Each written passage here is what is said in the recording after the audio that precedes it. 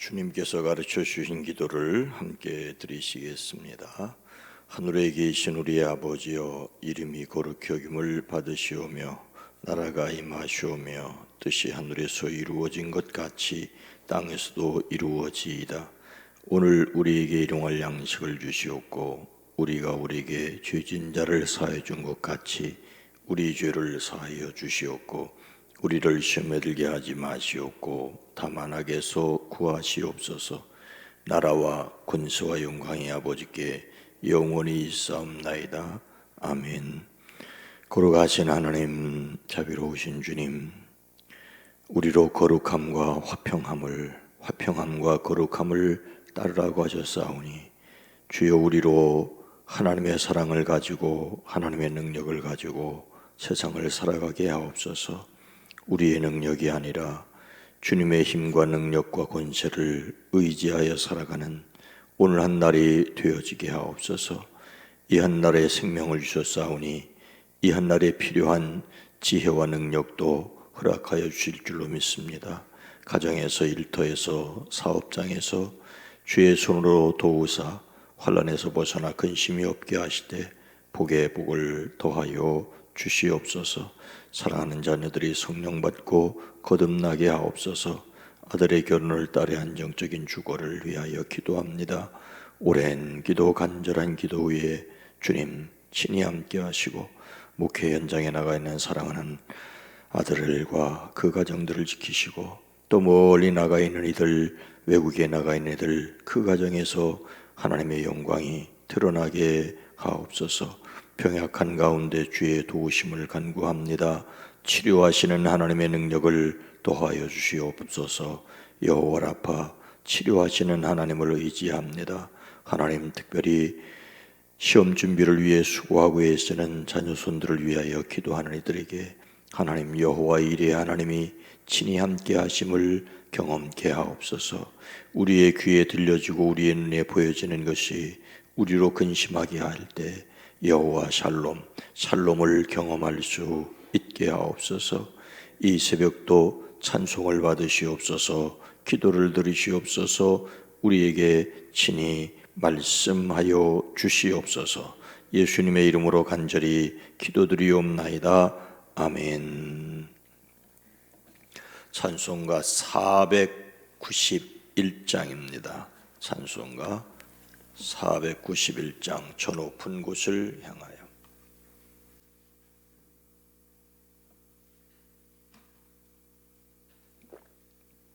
(491장입니다) 저 높은 곳을 향하여 날마다 나아갑니다. 내 뜻과 정성 모아서 날마다 기도합니다. 내 주여, 내 맘 붙드사 그곳에 있게 하소서. 그곳은 빛과 사랑에 언제나 넘쳐옵니다. 괴로움과 죄가 있는 곳 나 비록 여기 살아도 빛나고 높은 저곳을 날마다 바라옵니다. 내 주여, 내 맘 붙드사 그곳에 있게 하소서. 그곳은 빛과 사랑에 언제나 넘쳐옵니다. 의심의 안개 거치고 근심의 구름 없는 곳 기쁨 크고 참된 평화가 거기에만 있사옵나이다. 내 주여 내 맘 붙드사 그곳에 있게 하소서. 그곳은 빛과 사랑에 언제나 넘쳐옵니다. 험하고 높은 의를 쌓으며 나아갑니다. 다시금 놓아오니 내 주여 인도하소서. 내 주여 내 맘 붙드사 그곳에 있게 하소서. 그곳은 빛과 사랑이 나 넘쳐옵니다. 내 주를 따라 올라가 저 높은 곳에 우뚝 서 영원한 복랑 들으며 즐거운 노래 부르리.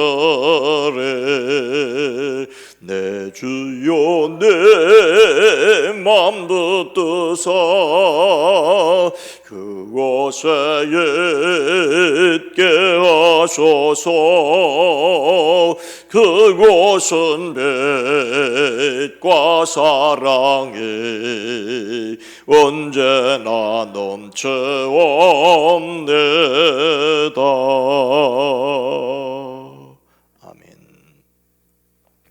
마태복음 20장 20절로 23절 말씀입니다. 신약성경 33면 마태복음 20장 20절로 23절입니다. 마태복음 20장 20절로 23절 말씀을 함께 읽습니다.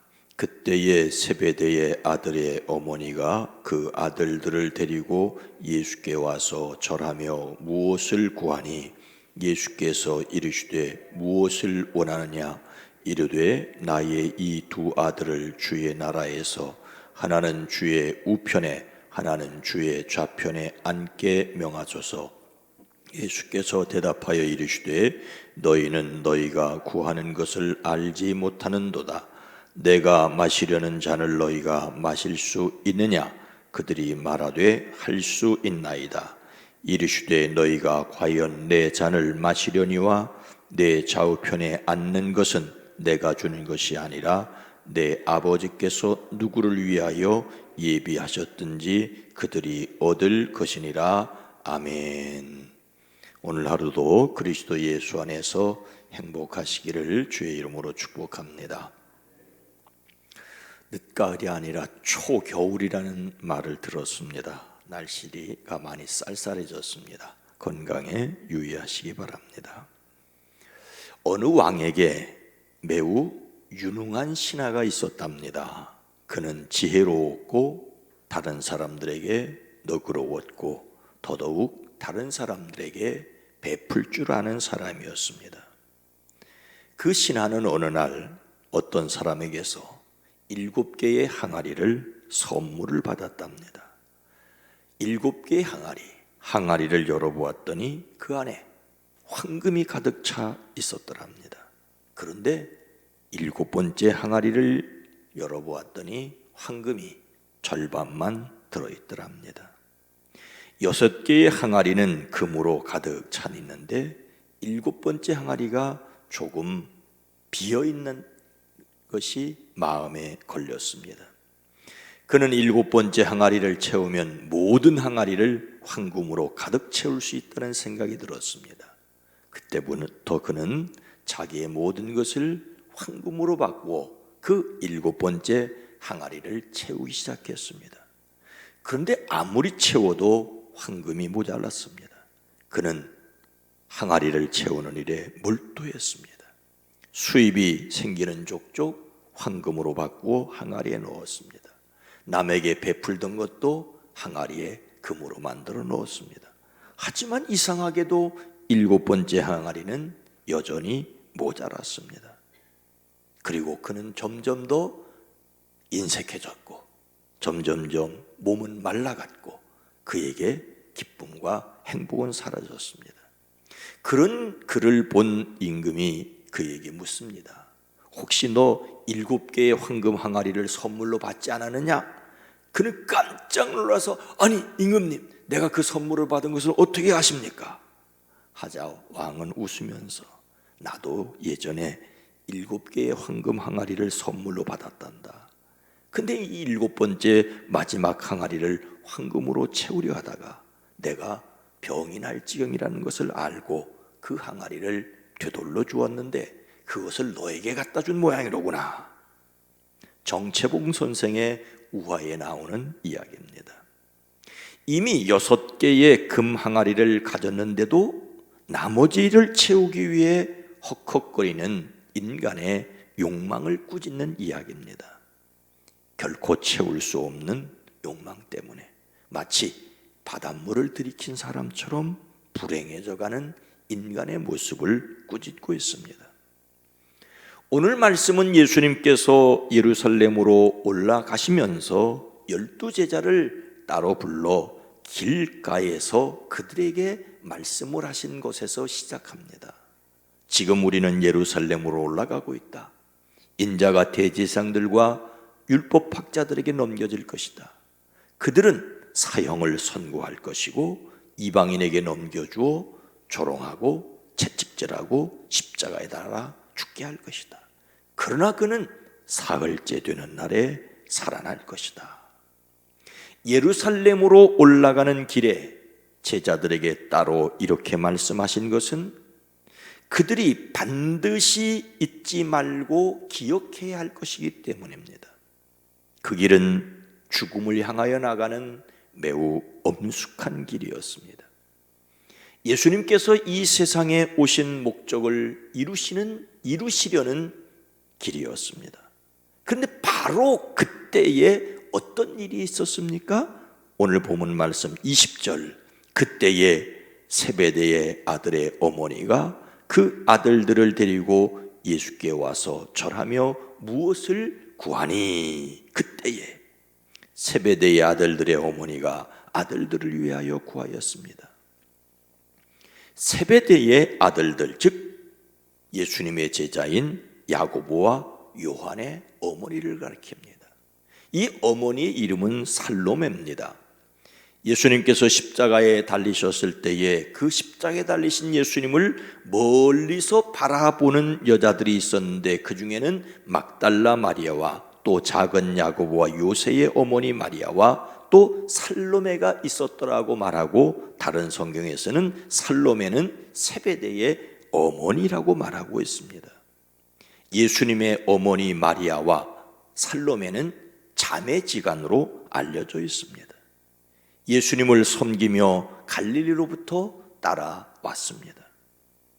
예수님께서 갈릴리 바닷가에서 베드로와 안드레 형제를 부르고 그 다음에 바로 부른 사람들이 야고보와 요한이었지요. 그들은 배와 자기들의 아버지를 놓아두고 예수님을 따랐습니다. 예수님께서 제자들과 함께 다니시면서 늘 보리떡 5개와 물고기 2마리로 5,000명을 먹이시는 것과 같은 기적을 일으키지는 않으셨습니다. 예수님과 12제자가 활동하는 데는 비용이 필요했습니다. 그 비용을 충당한 사람 중에 한 사람이 바로 살로메였습니다. 예수님의 든든한 후원자 역할을 하며 많은 희생을 하여온 살로메였습니다. 그러니 예루살렘으로 올라간 길에 예수님께 무엇을 부탁하여도 될 위치에 있었다고 생각을 하였던 듯 싶습니다. 살로메는 예수님께 무엇을 요구하였습니까? 21절 말씀에 보니까 예수께서 이르시되 무엇을 원하느냐 이르되 나의 이 두 아들을 주의 나라에서 하나는 주의 우편에 하나는 주의 좌편에 앉게 명하소서. 살로메는 두 아들의 자리를 요구하였습니다. 나의 이 두 아들을 선생님의 나라에서 하나는 오른쪽에 하나는 왼쪽에 앉게 해 주십시오. 예수님의 좌우편에 앉게 해 달라는 말이 무엇입니까? 예수님이 죽으러 가신다는데 그들은 왕이 될 것이라고 오해했습니다. 이 이후의 말씀을 보면 25절에 예수님께서 제자들을 불러 이렇게 말씀하십니다. 25절 예수께서 제자들을 불러다가 이르시되 이방인의 집권자들이 그들을 임의로 주관하고 그 고관들이 그들에게 권세를 부리는 줄을 너희가 알거니와. 왜 예수님께서 그들에게 이런 말씀을 하셨는지는 분명합니다.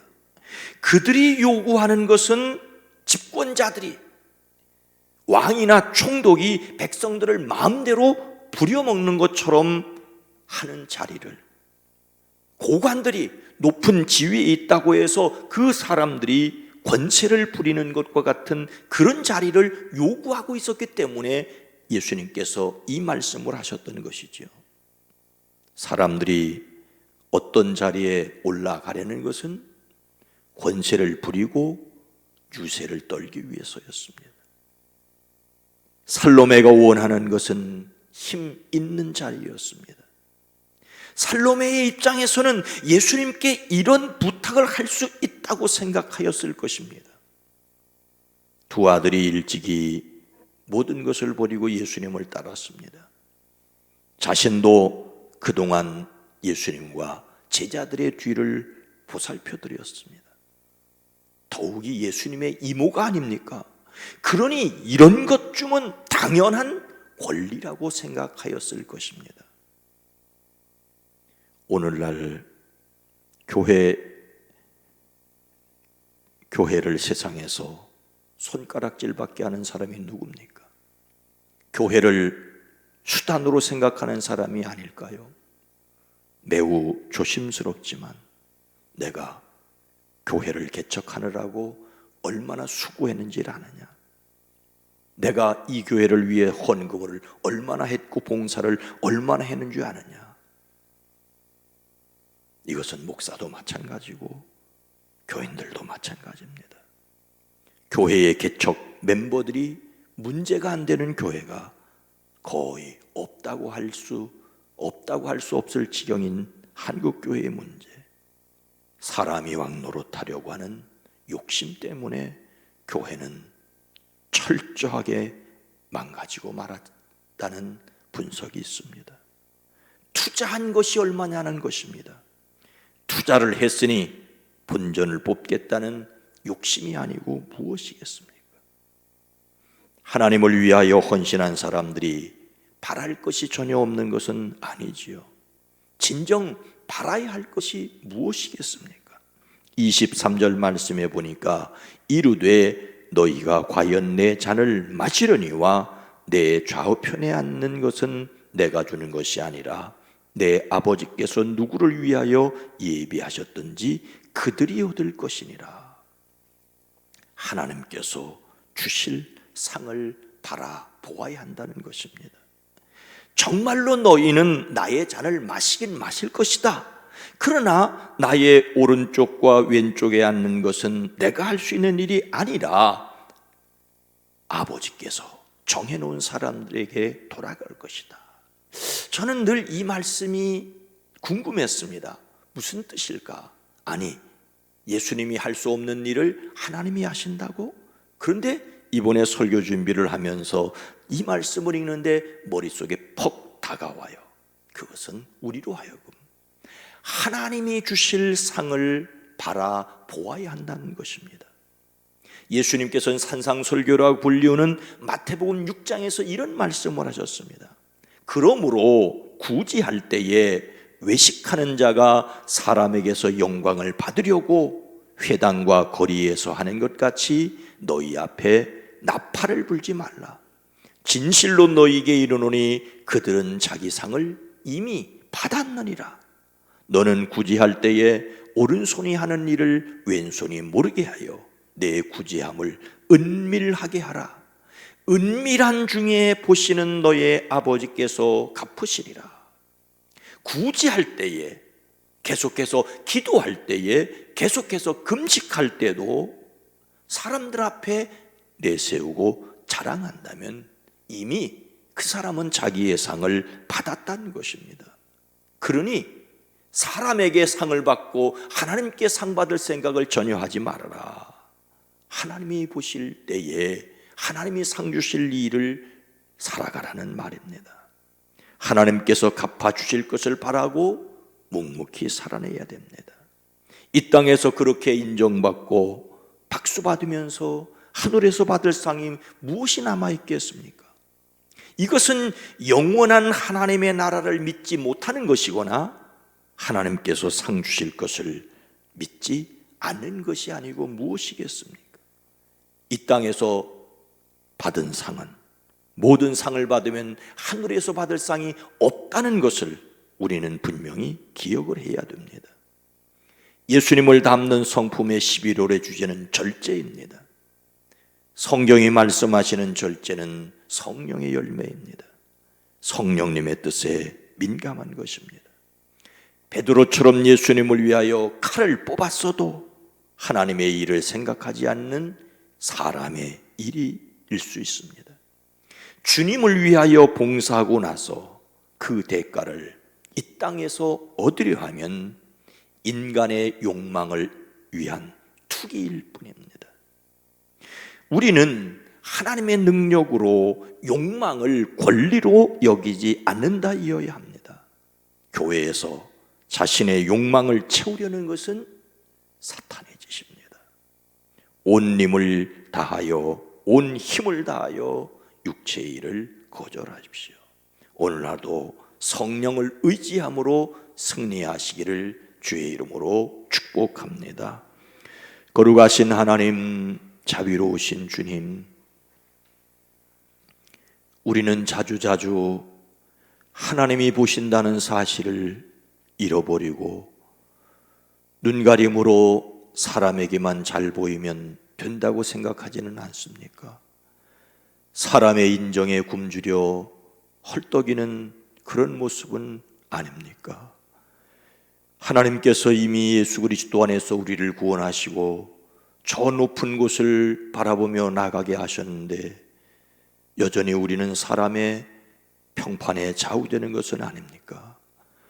우리가 분명히 빛과 소금이 되어 세상에서 하나님의 영광을 드러내야 할 터인데 내 영광을 드러내고 내가 칭찬받고 박수받기에 급급한 것은 아닙니까? 주여, 그래서 오늘날 교회가 세상을 향하여 빛이 되기보다는 거름이 되고 있는 것은 아닙니까? 오 주여, 우리를 긍휼히 여기시옵소서. 주님께로 더 주님께로 나가는 삶이 되어지게 하시고 이름이 없어도 빛이 없어도 주님을 바라보며 주님께서 소자에게 냉수 한 그릇 접대한 것까지 그 상을 잃지 아니하실 것을 바라보며 하나님이 계시는 것과 찾는 자들에게 상 주시는 이심을 믿고 하나님을 향하여 하나님을 모시고 하나님과 함께 살아내는 저희들 되어지게 하옵소서. 하나님, 기도합니다. 오늘 수유기도로 모일 때 함께 하시고 쌀쌀한 날씨 가운데 생업 현장에서 수고하고 애쓰는 우리 모든 성도들을 지키시고 특별히 힘들고 어려운 삶 가운데 하나님이 위로와 능력과 권세가 되어 주시옵소서. 하나님 친히 우리의 손을 잡아주고 계심을 믿기에 행복하고 그래서 담대하고 그래서 세상을 살아내는 지혜와 용기가 넘치게 하옵소서. 우리의 사랑하는 자녀들 특별히 수능과 수시를 치르고 있는 저들에게 지혜와 명철과 희망과 미래가 되어 주시옵소서.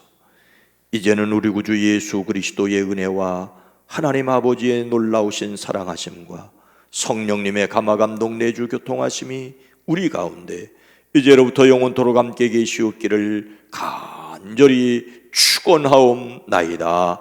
아멘.